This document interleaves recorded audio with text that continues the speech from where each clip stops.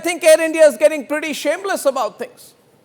Air India wants to be compensated for the fallout of Operation Sindoor. You cannot imagine it. This man, Campbell, this foreigner heading Air India, he says that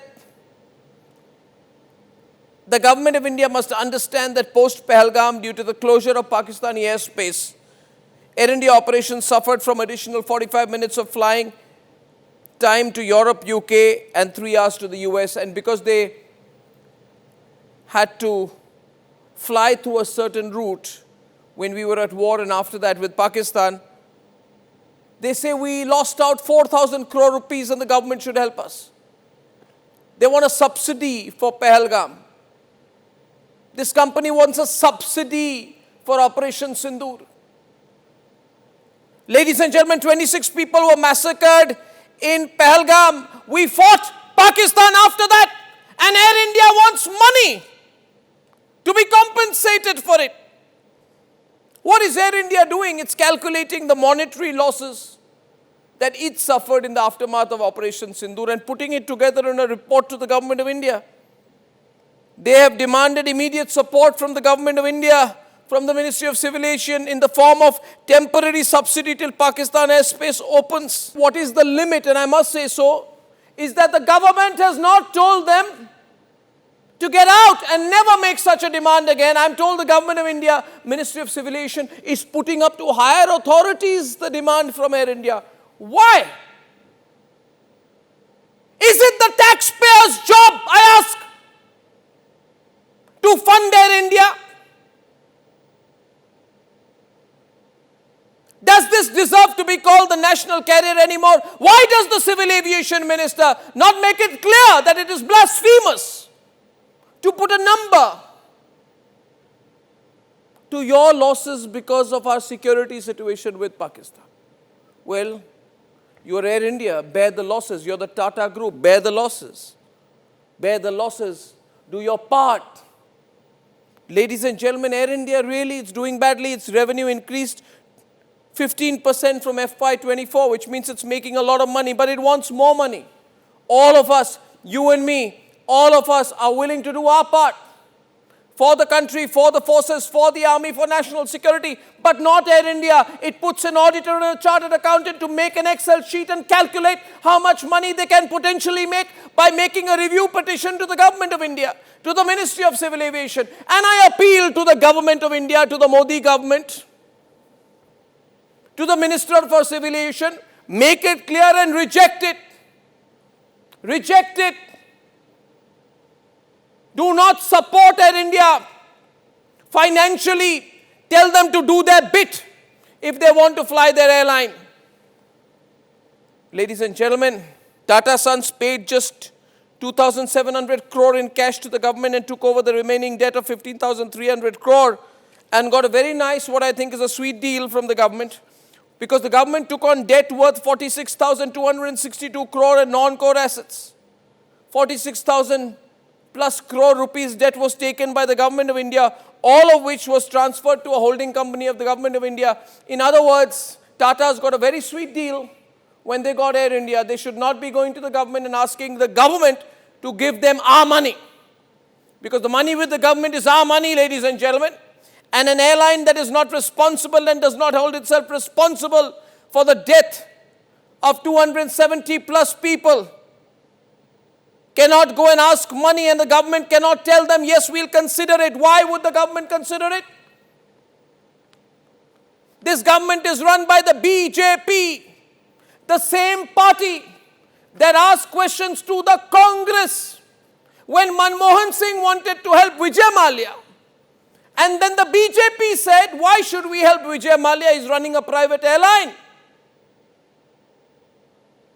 The BJP then told the Congress, that is Mallya's business. Well, I would like to tell the BJP-led government, this is the Tata's business. This is Air India's business. This is Campbell's business. This is Chandrasekharan's business. Why do you want to help? Why do you want to help? Why does the central government not put it in writing, the Modi government not put it in writing, that it will not help Air India amortize the perceived and notional losses because of the loss of Pakistani airspace.